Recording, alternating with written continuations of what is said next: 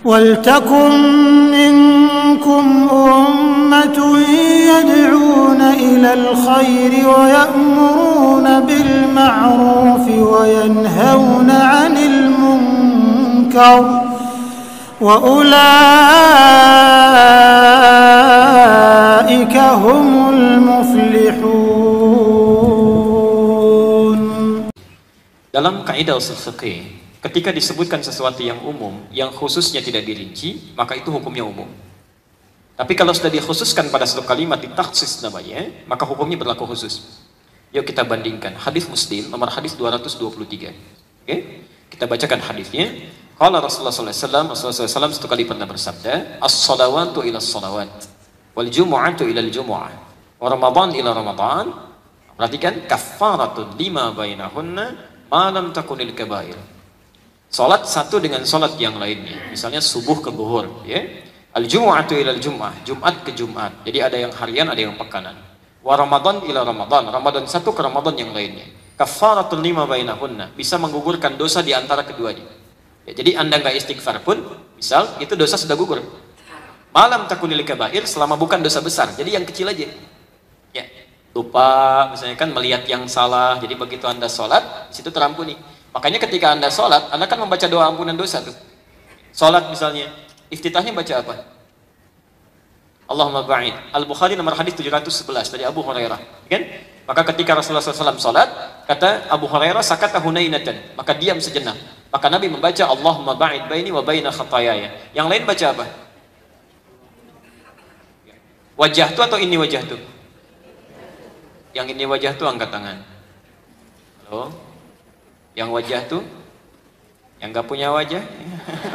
Tidak ada. Ayo kita lihat. Itu dua hadis yang berbeda. Kalau wajah tuh itu ada di hadis Muslim nomor hadis 1848 dari Ali bin Abi Thalib. Kalau ini wajah tuh itu hadisnya di Abu Daud nomor hadis 2797 dan Ibnu Majah nomor hadis 3221 dari Jabir bin Abdullah. Nanti yang terakhir saya bahas di akhir. Yang wajah tuh itu betul. Kata Ali bin Abi Thalib, "Shallaitu khalfa Rasulillah sallallahu alaihi wasallam fastaftaha." Saya pernah salat di belakang Rasulullah sallallahu alaihi wasallam, maka beliau membaca doa istiftahnya. Wajah tuh tidak pakai ini. Langsung. Kalau Anda awali dengan Allahu Akbar kabira, itu dua hadis disatukan. Yang Allahu Akbar kabira itu ada di Abu Daud nomor hadis 649. Dua hadis disatukan. Ya. Nah, saya teruskan dulu ke sini. Kenapa? Kapan Nabi membaca Allahumma ba'id? Kapan membaca wajah tuh? Ternyata wajah tuh itu umumnya dibaca dalam salat malam. Sedangkan Allahumma ba'id dibaca dalam salat siang. Dalam fikih salat siang itu antara subuh sampai dengan isyaknya. Kenapa Anda baca Allahumma ba'id? Perhatikan. Nanti salat misalnya zuhur saya mau salat, saya bacakan Allahumma ba'id baini wa baina khatayaya kama ba'adta bainal masyriqi wal maghrib. Pertanyaan pertama saya, banyak mana beraktivitas antara siang dengan malam? Siang. Orang yang banyak beraktivitas itu besar kemungkinan banyak salahnya, khilafnya, kelirunya dibandingkan dengan yang diam. Orang yang banyak memandang dibandingkan dengan yang terpejam akan kemungkinan berpotensi banyak salah pandangannya. Orang yang banyak bicara dibandingkan dengan yang diam otomatis akan lebih banyak besar kemungkinan keliru dibandingkan yang diam. Itu jangan khawatir, saya pun ceramah tidak akan lama-lama, takut banyak dosa gitu kan. Nah, cuma ketika Anda sholat, Anda bacakan Allahumma ba'id baini wa baina khatayaya. Salah dalam bahasa Arab disebut khata. Banyak yang disebut dengan akhta'un. Jamaknya khataya, saya ya. Ya Allah, mohon kalau saya dalam sholat ini membawa kesalahan-kesalahan yang bisa menjadi dosa, ya Allah, yang saya perbuat sebelum saya sholat, mohon jauhkan antara saya dan kesalahan saya seperti Engkau jauhkan antara timur dengan barat. Kama ba'adta bainal masyriqi wal maghrib. Timur dengan barat itu nggak pernah bertemu.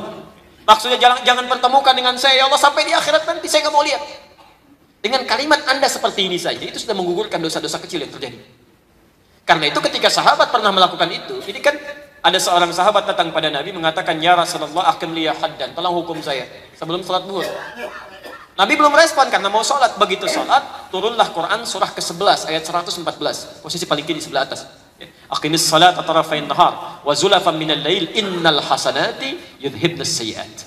Tunaikan sholat di antara dua ujung waktu, subuh sampai isyanya. Sungguh kebaikan-kebaikan dikerjakan dari pahala ibadah itu bisa menggugurkan kesalahan-kesalahan yang telah diperbuat.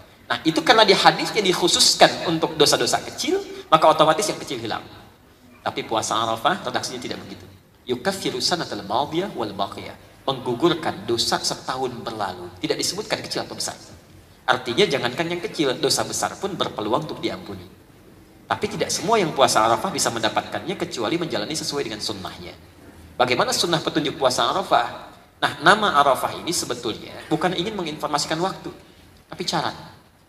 Berpuasalah Anda di hari itu seperti orang wukuf di Arafah. Orang wukuf tadi apa pertama kali aktivitasnya? Tobat. Maka saat Anda puasa Arafah, isi dengan tobat, kenali apa kekurangan diri Anda. Qadar Allah pas hari Ahad. Jadi setiap tempat yang Anda pijak, coba ingat-ingat pernah dosa apa di situ. Tangan, maka tanda tangan sesuatu yang tidak jelas. Hati-hati dia. Nah, jadi kalau Anda bertobat dengan benar, di istighfar itu semua, mengingat dosa, itu yang dimaksudkan. Dosanya gugur minimal setahun ke belakang. Jelas ya?